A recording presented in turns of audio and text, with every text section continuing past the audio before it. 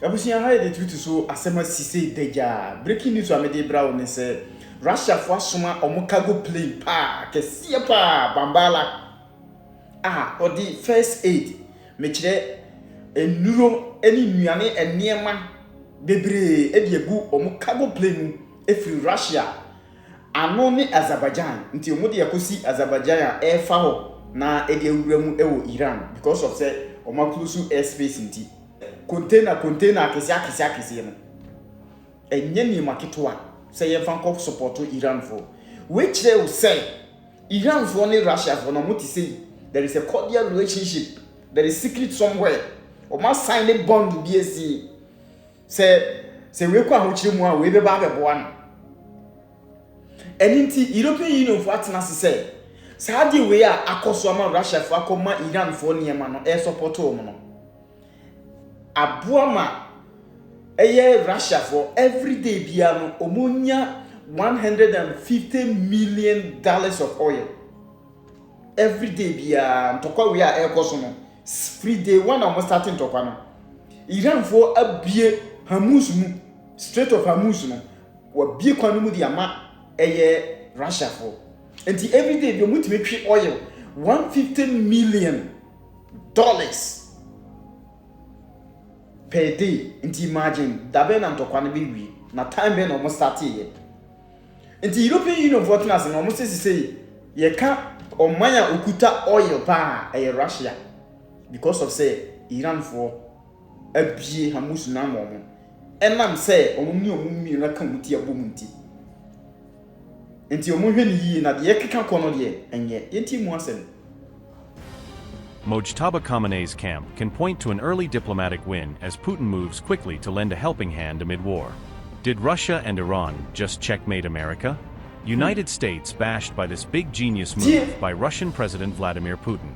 Russia has effectively broken through the sanctions wall and dispatched 13 tons of humanitarian medical aid to Iran. The 13-ton shipment of medicines reached Azerbaijan for onward transfer to Iran, while US was blaming oil market turmoil on the war. As chaos around the Strait of Hormuz continues to disrupt energy flows, Russia has emerged as the first reported country to send aid to Iran. It is not the time to relax sanctions on Russia. And just to put it also in perspective, Russia has been earning, we're informed, $150 million per day on additional revenues from oil sales since the beginning of the conflict in the Middle East, which makes Russia probably the biggest beneficiary of this conflict. The only thing prohibiting transit in the Straits right now is Iran shooting at shipping. It is open for transit should Iran not do that. Russia's Emergency Situations Ministry said on March 12 that it had sent humanitarian aid to Iran, marking one of Moscow's first concrete relief steps since the war and signaling visible support for Tehran during the crisis. According to Anadolu News, citing the Russian statement, a total of 13 tons of aid was sent to Iran through Azerbaijan, with a shipment consisting mainly of medicines and emergency medical supplies. The Russian government said the aid delivery was carried out on the direct orders of President Vladimir Putin, underlining that the operation had approval from the very top of the Kremlin leadership. Russia's Emergency Situations Ministry statement said, and I quote, "The ministry's aviation organized the delivery of medicines to the Republic of Azerbaijan for subsequent transfer to authorized representatives of the government of the Islamic Republic of Iran." Unquote. Russia is also being described in reports as the first country to send humanitarian assistance to Iran after the US and Israel launched the war on February 28, highlighting Moscow's early effort to position itself as Tehran's external backer. According to the Russian embassy in Kenya and other reports, the 13 tons of medical supplies were transported using an Il-76 aircraft, a heavy-lift military transport plane often used for emergency humanitarian deliveries. Russia delivered the aid first to Azerbaijan, which is expected to assist in transferring the shipment onward to Iranian authorities, creating a land-linked handover route into Iran rather than a direct delivery into the war zone.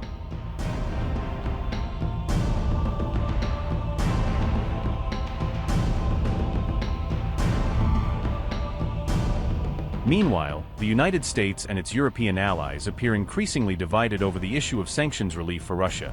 exposing a fresh crack within the Western camp at a time of mounting energy and geopolitical pressure. On March 12th, the U.S. Treasury Department announced a one-month waiver allowing countries to purchase Russian oil already stranded at sea, describing the move as a temporary step aimed at easing pressure on global energy markets. Germany, France, and the United Kingdom were all reported to be hesitant or openly critical of Washington providing even limited sanctions relief to Russia, reflecting serious concern across Europe about the signal such a move would send.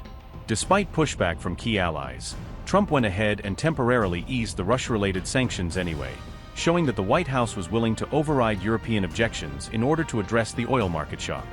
European leaders are seen as opposing such a move because they believe any easing of sanctions could ultimately strengthen Moscow's finances and help expand Russia's war chest during the conflict in Ukraine.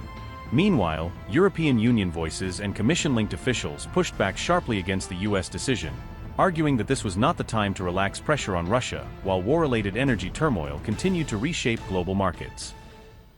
In an interview with the Financial Times, Kaya Kallas said, I quote, the EU is actively trying to change the dynamic, unquote, in the war in Iran by exploring ways to restart shipping through the Strait of Hormuz. So my question would be, how is the EU trying to change the dynamic? And secondly, does this also involve maybe to send a number of multiple warships that are already in the Eastern Mediterranean to, I don't know, protect oil vessels and safe passage? Thank you. Yes, indeed. We are closely engaged with our partners in the Gulf and in the Middle East to limit the impact of the military escalation. Why? Because the security of the Strait of Hormuz and the Gulf Me do bibi ase se waje bre ne uti ni kware na aha e ye di tutu